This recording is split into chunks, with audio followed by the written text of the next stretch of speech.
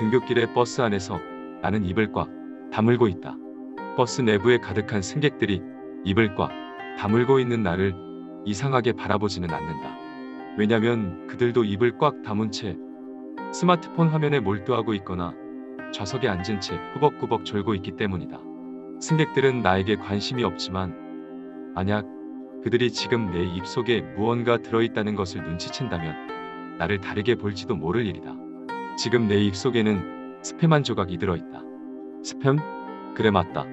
당신이 알고 있는 그 스팸이 지금 내 혓바닥 위에 딱 하고 달라붙어서 땀을 흘리고 있다. 스팸이 흘리고 있는 땀은 당연히 짭짤한 맛이기 때문에 내 혓바닥은 바닷물 속에서 헤엄이라도 치고 있는 듯한 기분을 느끼고 있다. 왜 사탕이 아니라 스팸을 입속에 넣고 있냐고요? 제가 입속에 스팸을 넣고 있는 이유는 사탕은 금세 입안에서 녹아 사라져 버리기 때문입니다. 아니 그러니까 왜 맛있지만 빨리 녹아버리는 사탕을 입에 집어넣고 있지 않고 짭짤한 스팸을 입에 넣고 있냐고요? 사탕보다 스팸이 더 맛있지 않나요? 아니 그러니까 그 맛있는 스팸을 왜 씹어서 삼킬 생각을 하지 않고 혓바닥 위에 올려두고 있냐고요? 오늘 아침 저는 스팸 몇 조각으로 아침을 때우고 있었습니다.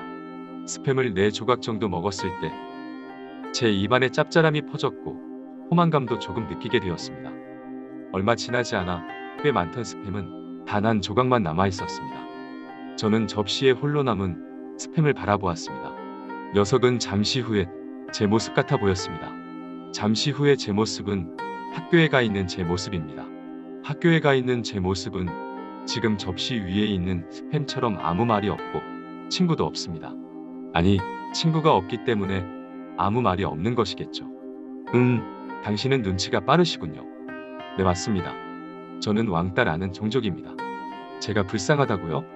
에이, 당신은 신문이나 뉴스 같은 것을 너무 많이 보셨군요. 신문이나 뉴스에 나오는 친구들은 여러 가지 방법으로 왕따당하는 학생을 괴롭힙니다. 하지만 우리 학교 친구들은 착한 편이라서 저에게 가끔 꿀밤 정도만 때릴 뿐입니다. 꿀밤을 안 때리는 날은 저를 그냥 유령 취급할 뿐이죠. 요즘 같은 세상에 이런 착한 친구들이 어디 있겠습니까?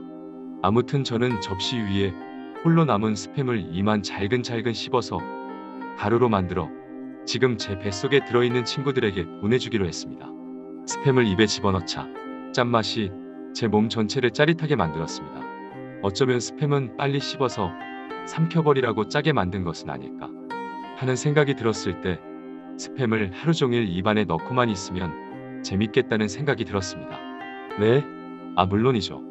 보통의 학생이라면 이따위 무의미한 생각은 결코 하지 않을 것입니다. 하지만 당신은 아시잖아요? 제가 학교에 가면 그저 입을 다물고만 있어야 하는 왕따라는 것을 당신은 알고 계시잖아요? 하루 종일 누구와도 이야기하지 않는다는 것은 꽤나 힘든 일입니다. 물론 입을 다물고 있는 것이 적성에 맞는 사람도 있을지 모르겠지만 저는 적성에 맞지 않아서 꽤나 힘듭니다. 그래서 스팸을 하루 종일 입에 넣고만 있으면 재밌겠다는 생각을 하게 된 것입니다. 하루 종일 아무도 제 곁에 없는 것보다는 스팸이라도 계속 저에게 짭짤하게 인사해 주는 것이 훨씬 낫지 않을까요? 저는 등교했습니다. 역시나 친구들은 제 입에 스팸 한 조각이 들어있다는 것을 눈치채지 못했습니다. 1교시, 2교시, 3교시, 4교시가 지날 때까지 이 학교에 있는 그 누구도 제 입속에 스팸 한 조각이 들어있다는 것을 알아내지 못했습니다. 점심시간이 되어 친구들은 모두 급식실로 향했고 교실에는 저 혼자 남게 되었습니다. 오늘 저는 점심을 먹지 않기로 했습니다. 네? 스팸을 씹어 삼키기 싫어서 점심을 안 먹는 거 아니냐고요?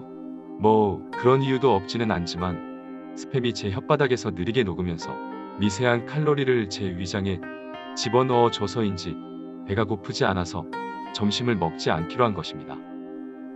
학교 후 집으로 향하는 버스 안에서 저는 스팸을 느리게 씹었습니다.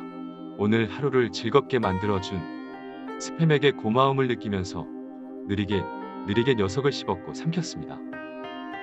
다음 날 저는 어제와 마찬가지로 등교했습니다.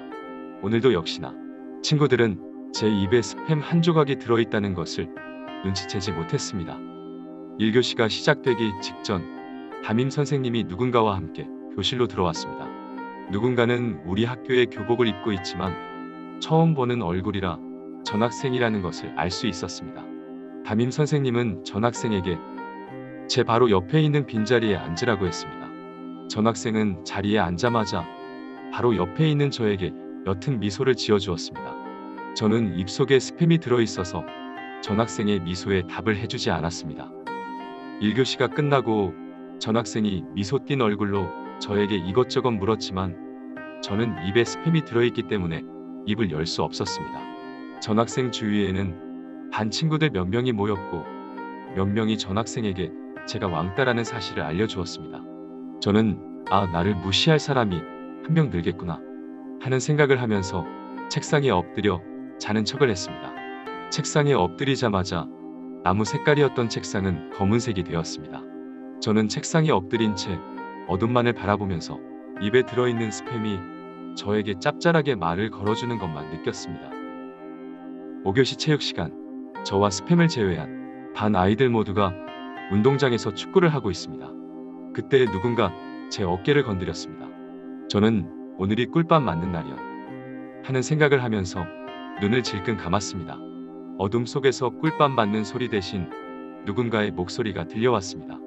저는 목소리를 들으면서 느리게 눈을 떴습니다. 교복을 입고 있는 전학생이 보였습니다. 전학생은 전학 첫날이라서 체육복을 준비하지 못했다고 말했고 아직 친구가 없어서 체육복을 빌리지 못했다고 제게 말해 주었습니다. 저는 그 말을 듣자마자 지금 입고 있는 체육복을 전학생에게 강탈당하는 거 아니야? 라고 생각했습니다. 그때 전학생이 저에게 우리 친구하자 라고 말했습니다. 전학생은 제가 왕따이든 아니든 그런 것은 별 상관없으니까 친구하자고 말했습니다. 저는 전학생에게 나와 같이 놀면 너도 무시당하면서 꿀밤을 맞을 거야 라고 말하고 싶었지만 입속에 스팸이 들어있어서 아무 말도 하지 못했습니다. 전학생은 조금 쑥스러워하면서 저에게 손을 건넸습니다. 앞으로 잘 지내보자. 저는 조심스럽게 전학생의 손을 잡았습니다. 전학생과 악수하면서 저는 느리게 스팸을 씹기 시작했습니다.